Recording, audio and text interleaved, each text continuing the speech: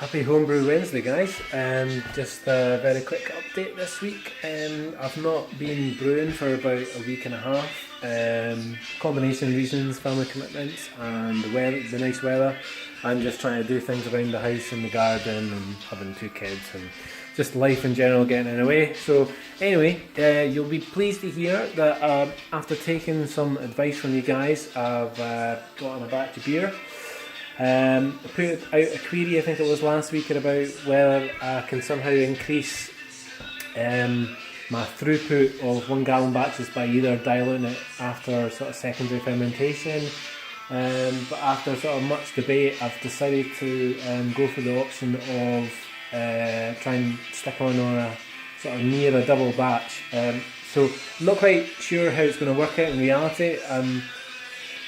Putting on a tried and tested recipe at 1 gallon scale, and what I've essentially done is I've just doubled everything.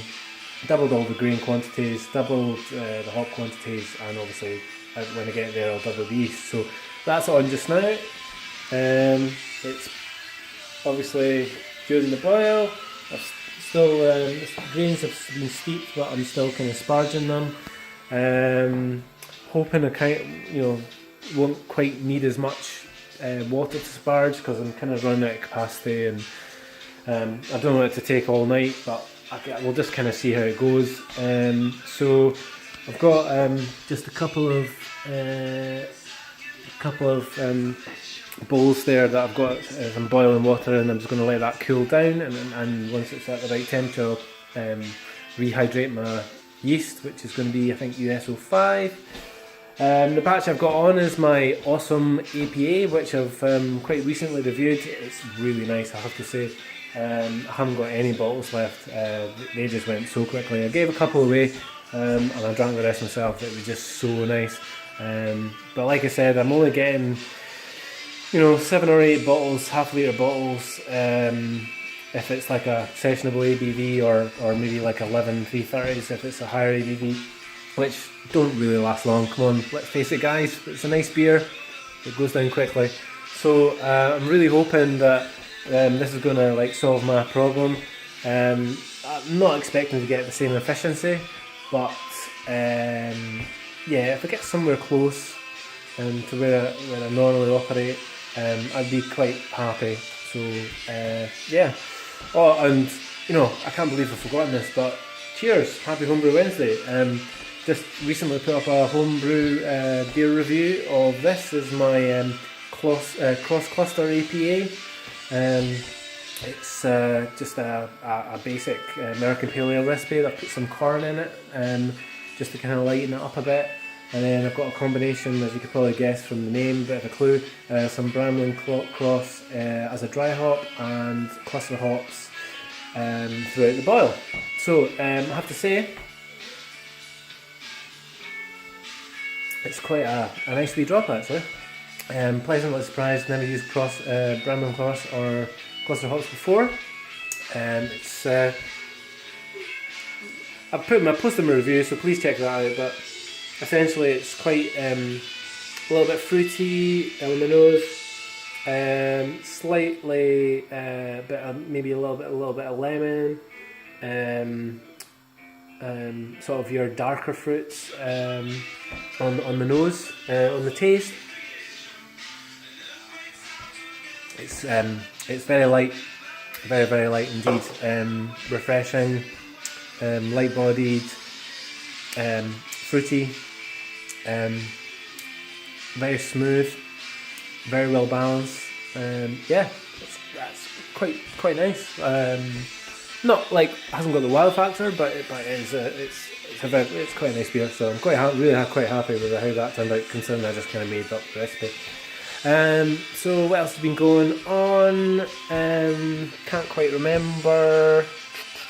I'll just very quickly look up, see what I've done recently in my brew logs. I know I've got a batch conditioning in the cupboard. What was that? That's bottled. Oh yeah, that was my Dunkelweizen. Apologies, it wasn't a Weizenbock like I was saying last week, because I didn't have a clue. Work was just quite a stressful day at work, and I just lost the plot really. I knew it was a German wheat beer of some kind, but it's Dunkelweizen. So that's conditioning. The bottles are hardening up quite nicely. So yeah, that'll be going out to the garage relatively soon.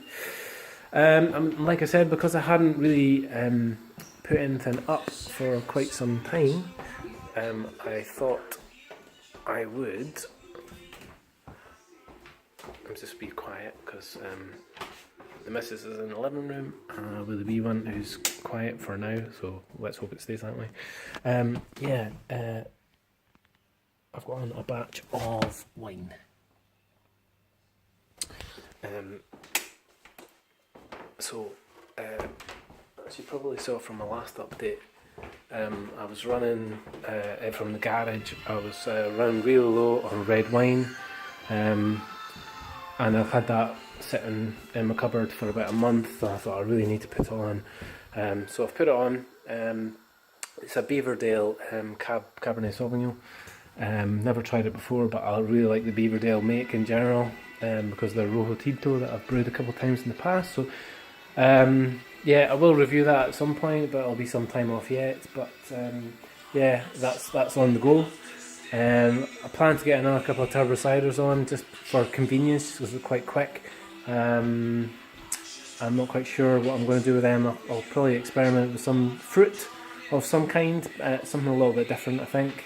Don't know, blueberries, strawberries, whatever. But yeah, that's pretty much it. I'm just hoping this batch turns out quite well. Fingers crossed. Obviously the double batch kind of, hopefully I'll get a decent efficiency and I will get, a decent amount more beer in it. And hopefully, the recipe is near what it's intended to be. So I think that's pretty much it. Not going to go on for too much longer. Obviously in the midst of brewing, so just a sort of very quick update tonight. And hope you're all well, and happy Homebrew Wednesday. Cheers and homebrew up.